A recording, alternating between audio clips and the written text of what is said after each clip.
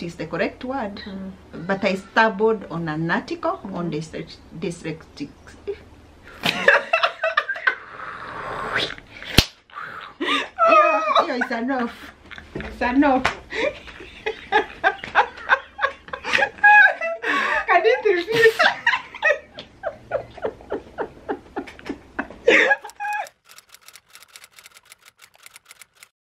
Welcome to my channel. Today I have a visitor, my mother. Hey mom. Hello. So we are going to hear her side of having a dyslexic child, and yeah, I'm just going to ask her questions and she'll answer, then you get to hear her perspective. Yes. So mom. Yes. How did you know I am dyslexic? It has been a journey. I wouldn't say that I knew in a day that you are dyslexic. I knew you had a problem since very early because of the problems with differentiating D and B, P and Q. I knew there was a problem, but I didn't know exactly what the problem was. As much as I'm a teacher, I don't come across the condition, so I didn't know that a child can have that. But later on, I came across an article about dyslexia, and that is when I started seeing the things they had described and the things I was seeing in you. Okay. So why didn't you homeschool me? Because I think if it's easier when you know your child has a problem, like you sit with them and try to teach them because you understand them more than another person, than giving a teacher the responsibility to teach your child and to know your child better than anybody else. Yeah, but homeschooling is not an easy thing to do, because homeschooling requires you to have the time to be available, to be able to take care of the child throughout. And I even don't think those were options those days. Yeah, it's so long ago. I don't think there were options. Okay, there were people who were still homeschooling, but it wasn't a common thing. And being a working mother, it will not have worked really well for me to say that I will keep you at home and homeschool you myself. And it isn't something, like I said, I knew there was a problem, but I didn't know exactly what the problem was. And if I knew what I know today, I think I would have dealt with it differently. You would have done better. No, not I would have done better. Let me write. Not I would have done better. I would have done things differently. Alright. Because I don't think I got it wrong. No, you didn't get it wrong. Come on. Do you think many Kenyans, especially teachers and parents, are aware about dyslexia? Like I said, I'm a teacher, and I remember even in campus the things we were being taught were like autism and stuff like that, and we were not taught so much about kids with learning difficulties. And in most cases, when we encounter kids with learning difficulties, sometimes, especially now in high school, we imagine it's not that they have learning difficulties, it is possibly because they are lazy, it's because they are disinterested. And little do we know that the disinterest comes from the fact that they have a problem. Oh, that's nice. That's a good answer. So there are also parents out there who don't know that their kids have dyslexia. So every time they are told that she's just slow, if you give her time, she'll catch up. No, I think as in people are out there just giving their opinion instead of sitting down with this child and trying to understand what is the underlying issue. Did you have any fears about my future?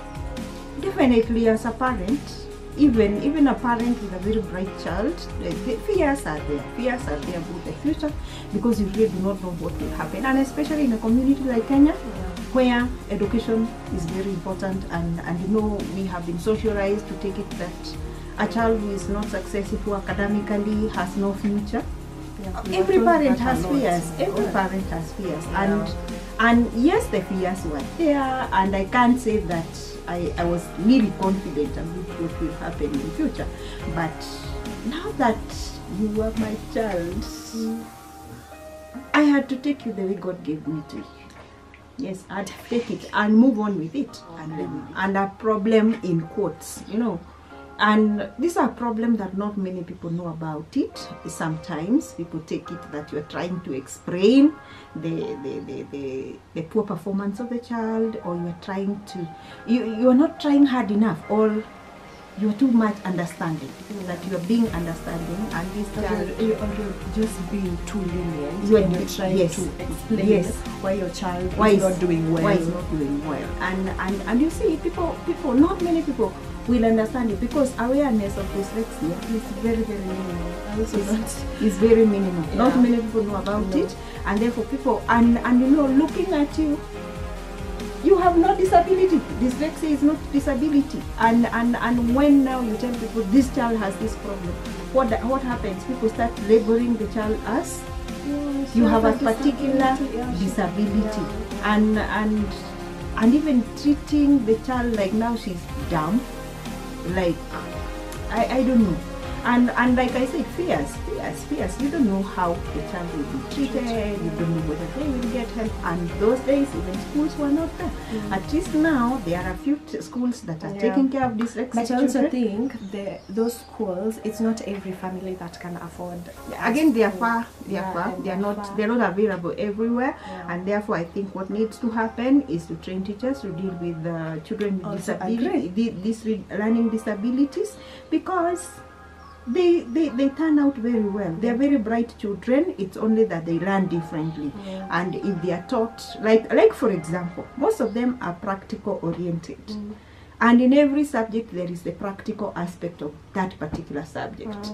So they can be taught in a way that they can understand. If you look at the sciences, they have the practical aspect. They can be taught the practical aspect more, and they will understand those sciences better.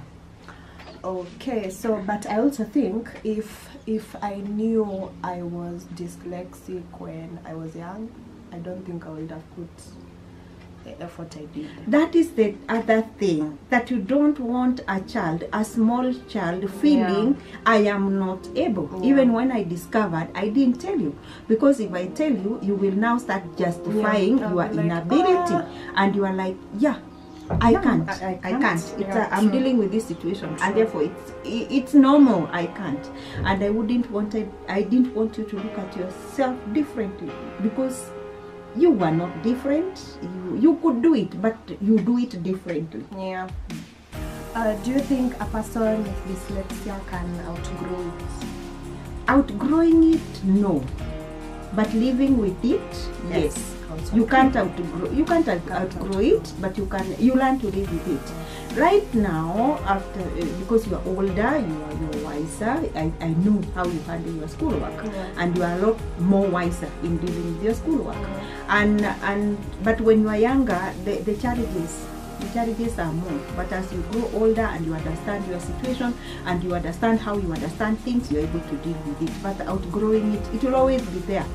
But some of these things you will learn them. I don't think B and D are a problem anymore. I funny enough, I figured it out. Like nowadays, I don't have a problem with B. Figured it out with B has a stomach, D has a back. We even made songs. So yes, you can't outgrow it. You just have to learn how to do certain things in a different way to remember. And yes, I don't think if I was told earlier that I had dyslexia, I would have come this far. It would have depressed you. It would have depressed me. It would have made me just be like, I'll just let life unfold. I think I wouldn't be where I am today.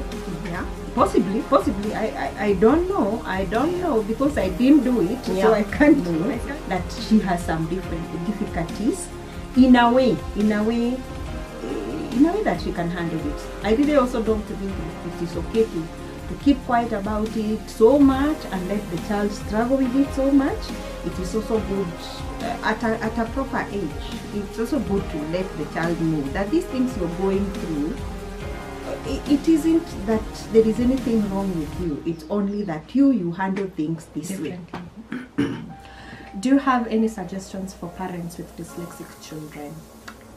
Yeah, number one, identification of this dyslexia early identification. And because now awareness is more than it was those days, I think if it is identified early, you can be able to put mitigation measures so that the child can be helped early, instead of taking that child to a school where he or she is struggling with other children who are understanding things differently from them, and they get frustrated. So I believe early identification, and like we have said, you can identify it very early because you will notice the difficulties in reading very early, and those are the things we say, I don't understand why this child cannot figure out how to write these letters. They are so easy.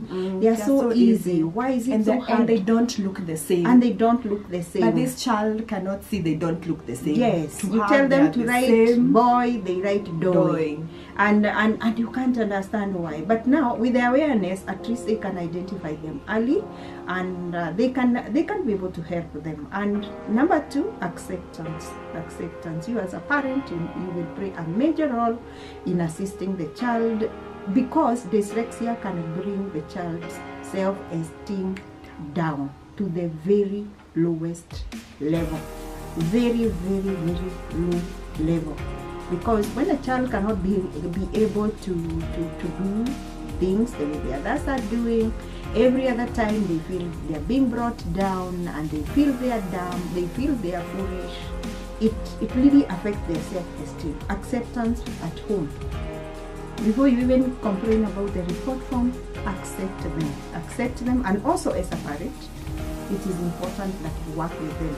We have already said we sang songs to be able to demystify D and B, and at the end of the day we got there. Now we still struggle with spellings. I proofread everything that my assignments. I proofread everything, and it is okay. It is okay, because sometimes I will even sit and tell her, write it properly. You know how to write it, and she will write it properly. But it's a challenge. But I believe supportive family. Having a supportive family is very important. It is key. That is where the solution will be found, because the society out there can be really harsh, can be really mean. So it can only be at home where they can find acceptance, and possibly for the teachers, and especially in the lower levels, assist parents to identify these children, because it will help. It will come a long way in helping this child figure out life later on, and also encourage them to do what they are good at. Once we discovered what she is good at, we really encourage, because they feel really nice. She can really write, as much as they are spelling mistakes. She's a good writer. She can also draw. Yeah, that is why she can paint her face. And I know she can tell stories through writing. That is that is an area she can do. And I know also she can do fashion, because she can make really nice things. And she sits on a machine, she can do really nice things. So identify their strengths, build on their strengths. Yes, for coming on my channel, and I hope we can do this again. Welcome. I think it's a good thing for us to do our part, our very small part, to create awareness, and I hope it will help a child or a parent who is living with a child who is dyslexic. Thank you for watching. Like, share, and subscribe. Thank you. Bye.